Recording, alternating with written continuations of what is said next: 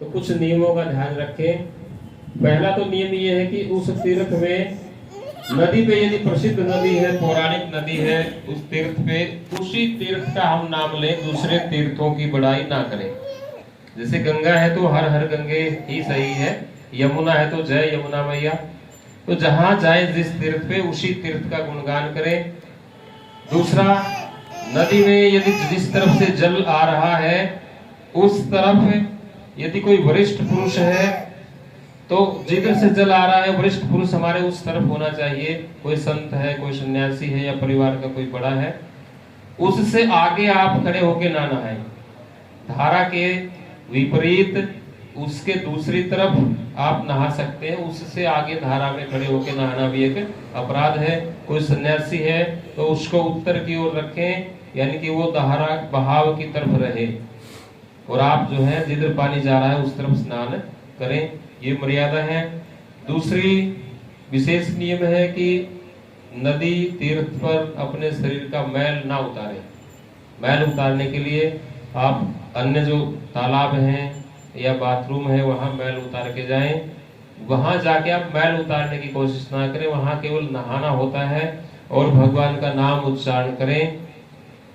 नाम उच्चारण के अलावा और कोई भी बातचीत उस तीर्थ के अंदर नहीं होनी चाहिए, नदी में ना हो, केवल भगवान का नाम उच्चारण हो। और अच्छा तो ये रहता है कि नदी में खड़े होकर के अपने इष्ट देव का, परमात्मा का नाम जपें। जल में डुबकी लगा करके पानी के अंदर भी भगवान का नाम जपने का बहुत महत्व लिखा है, उससे भी बहुत पाप शांत होते हैं। तो इसका ध्यान भी हम जरूर रखें। और कंठ तक पानी में खड़े होकर के या बैठ करके इष्ट देव के मंत्र जप का भी बहुत भारी फल लिखा है, तो ऐसा भी हम कर सकते हैं। और बाहर आने के बाद हाथ से अपने गात को मत पोंछें। जो पानी गिर रहा है, कभी भी स्नान करें चाहे घर पर भी करें, जैसे ही बाहर निकले हम तालाब से तो कुछ पानी की बूंदे अपने आप जो गिर रही हैं उनको गिर जाने दें। हाथ से हम कभी भी उनको शरीर को न पोंछें। जो जल गिरता है उसे भी अनेक योनियों में गए हुए जीव उसको ग्रहण करते हैं। दूसरा ये है कि जब भी हम जल में स्नान करें, नदी में, तीर्थ में, तो सूर्य को जल जरूर दें। उत्तर दिशा में ऋषियों को जलांजलि दें और दक्षिण में पितरों के लिए भी। तो तीनों जगह 7-7 बार अंजलि हम जरूर दें। पहले सूर्य नारायण को, फिर उत्तर दिशा में ऋषियों को, फिर दक्षिण में अपने पूर्वजों के लिए जल की अंजलि आप जरूर दें। तो ये विशेष नियम है। और बाहर आकर के दान पुण्य अवश्य करें। किसी भी रूप में भगवान आपसे मिल सकते हैं। ये कोई लिखा नहीं है कि आप इतना दान करें। आप 1 रुपया, 2 रुपया, 5, 10 जैसा भी आपको उचित लगे, तीर्थ पे आकर के आपको मना नहीं करना चाहिए। ये शिष्टाचार है और इससे तीर्थ वास का पूर्ण फल मिलता है। और 3 रात तक तीर्थ पे रुकने का नियम है।